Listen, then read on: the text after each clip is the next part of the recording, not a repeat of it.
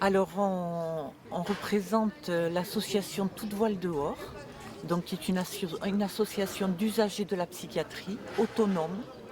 On est basé sur Toulouse et l'association existe depuis 13 ans. Alors moi c'est Emmanuel. J'étais à l'initiative de l'association et il y avait deux motivations. C'était d'une part vivre des choses avec d'autres usagers quand on va bien. Et d'autre part, c'était une espèce de colère contre l'infantilisation induite par l'institution psychiatrique. Et donc c'était avec un psychiatre qui était lui-même qui avait envie de donner plus de pouvoir aux usagers. Et donc Tout le Voile dehors est une association autonome, c'est-à-dire que nous n'avons pas de professionnels au milieu de nous, si ce n'est le parrain qui intervient une fois par mois, mais jamais dans les activités.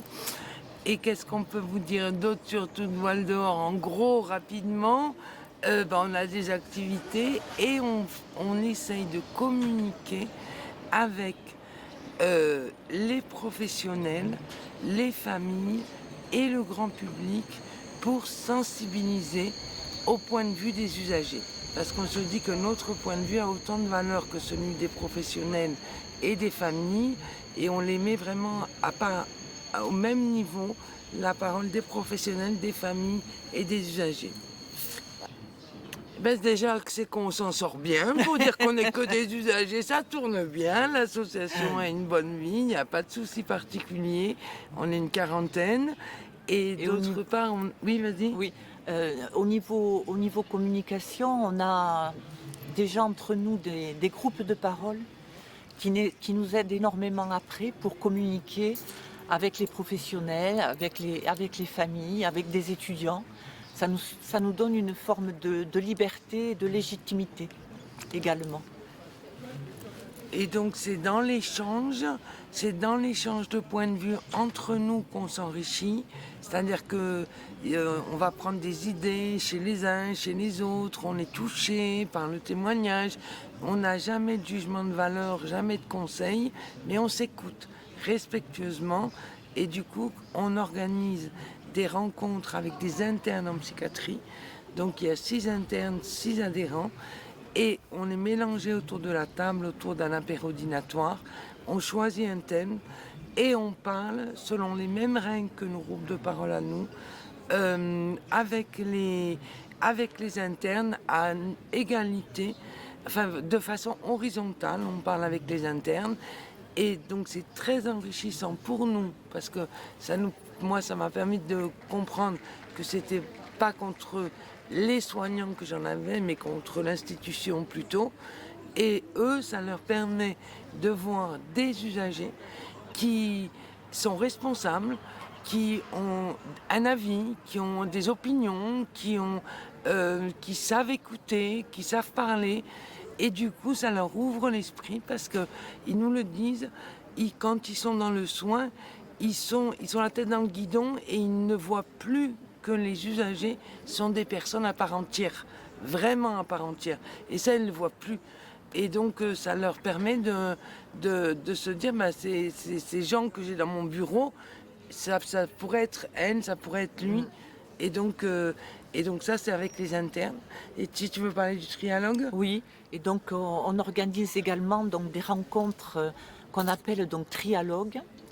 Donc dans ces trialogues, il y a des professionnels, donc psychiatres, infirmiers, psy, il y a des familles et il y a des usagers.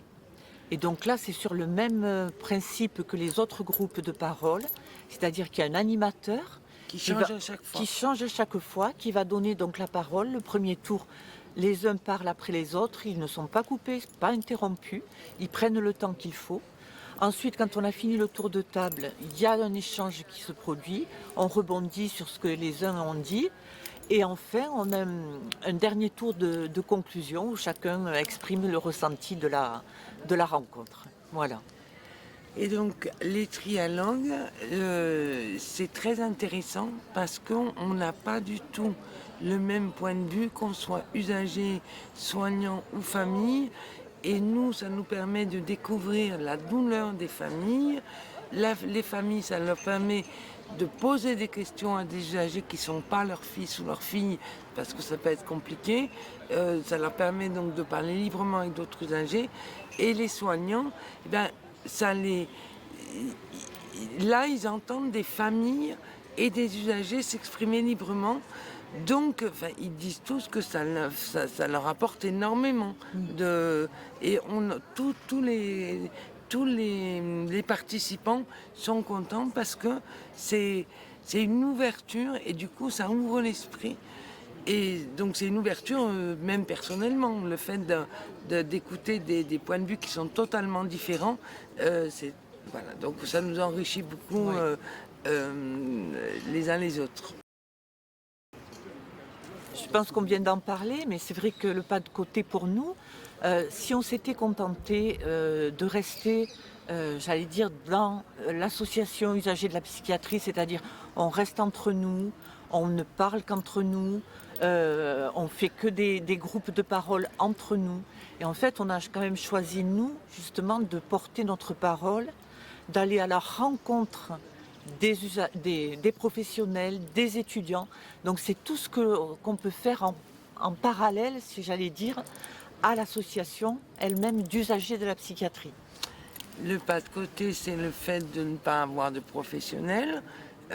Et il y a des professionnels qui nous le reprochent, tout se passe très bien, mais ils sont contre que des usagers restent entre eux, que des usagers soient autonomes et un mode de fonction. Ils sont contre.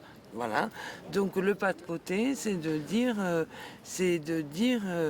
eh ben on est des usagers, mais on va se comporter dignement, respectueusement, et on va avancer ensemble.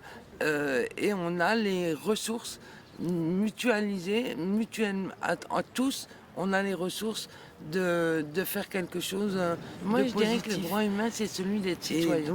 Qu'on réapprend. D'être fier de qui on est, d'être fier carrément, d'être content de qui on est. On se réapproprie notre expérience, on peut en parler, donc on a une histoire. Et c'est par rapport au droit humain, bon ben il n'y a pas vraiment de. Mais il y a déjà on se dit les droits les uns aux autres, nos droits les uns aux autres.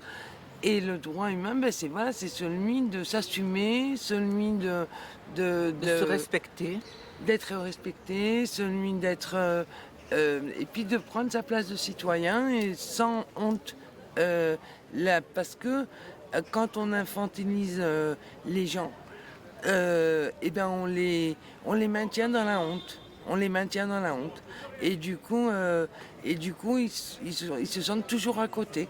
Parce que on dit qu'ils ont toujours besoin d'être encadrés, d'être surveillés, d'être. Donc voilà, réappropriation du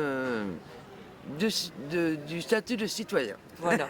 Et de pas être stigmatisé aussi. Hein, c'est-à-dire que aujourd'hui la société impose, j'allais dire, des normes. C'est vrai que nous, quelques-uns, on se sent un petit peu comme un boulet pour la société parce que quand les gens vous rencontrent pour la première fois, qu'est-ce qu'ils vous demandent? Qu'est-ce que tu fais? Et quand à travers la question c'est qu'est-ce que tu fais? C'est où tu travailles. Et c'est vrai qu'on ne veut pas non plus qu'on nous marginalise. Voilà, on a le droit, on a les mêmes droits que les autres humains, même si on ne participe pas au travail, on est un petit peu effectivement pour les autres des boulets de la société, mais nous on a envie d'exister à part entière. Voilà, Amen. avec nos...